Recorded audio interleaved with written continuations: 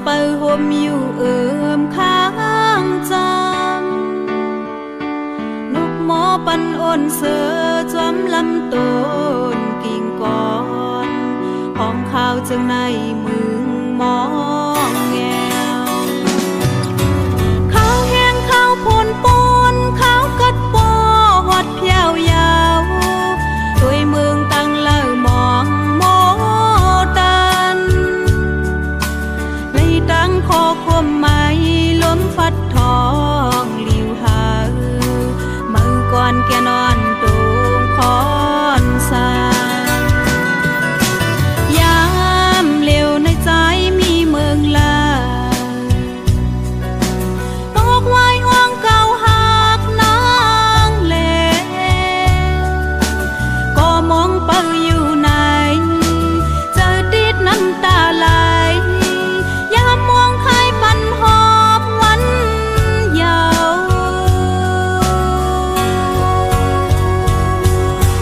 ปิงฟ้าเล่เย็มวันสุดปนข้าวยาวหึงก่อต่างหักน้องอยู่เหมือนวันเก่ามันกึมไว้เนื้อใจเนื้อดีอ่องจะหาต่างหักบุญตาสู่ก็เลว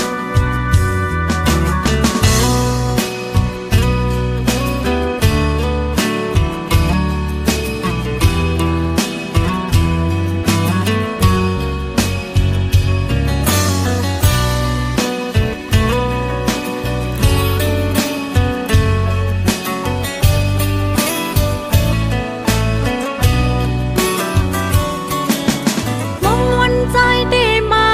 ขึ้นค่อยเตอตวนหมอกก่อนสอนเปิดห่มอยู่ข้างจำนกหมอปันอ่อนเสือจอมลำต้นกิ่งก่อนห้องข้าวจึงในมึงมองแงว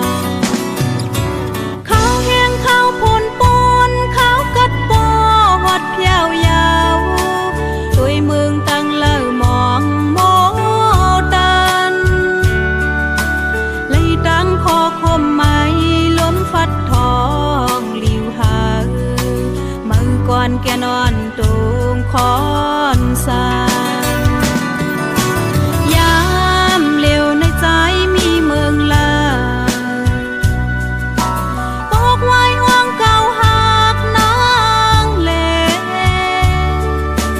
ก็มองเปิงอยู่ไหนเจอติดน้ำตาไหลยามมองใครปันหอบวันยาวปิงฟ้าเล่เย็มวันสุดปนข้าวยาวหึงก่อ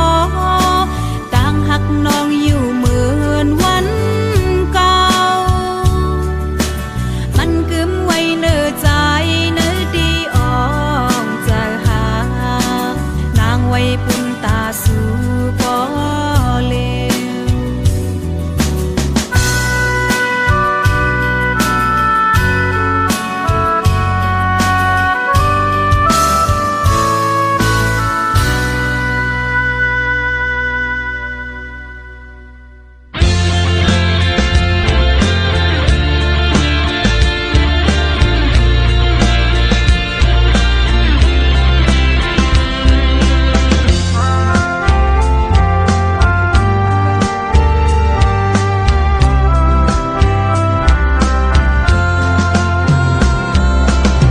ขิงเมื่อเปิ้นนอนคืนดึกเย็น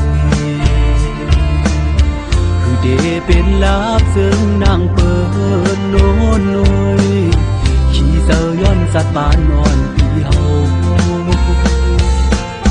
หลวงบอกหอมหอยกี่ลำสูกลางเจอพี่เขาย้อนปีดาวก่อนนลอยขันเจอย้อนจัดบ้านนำเหมือนกันโอ้สาวน้องโนนคนหังลีกำปันสองหาในเปมากินเจอผ่านเหมือนปีเฮาในน้องเอ้ย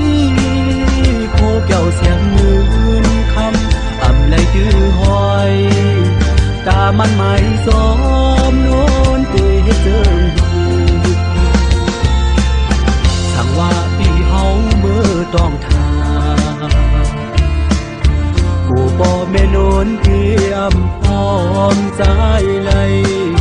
ผู้พี่แลนนไหลเปลี่ยนกว่าปานสอง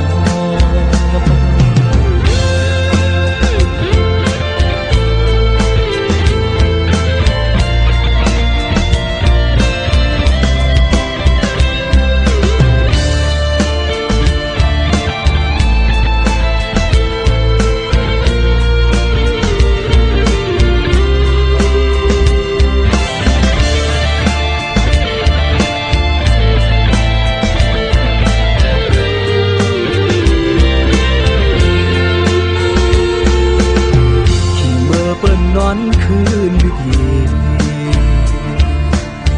คือเดเป็นลักเจิงนางเปิ้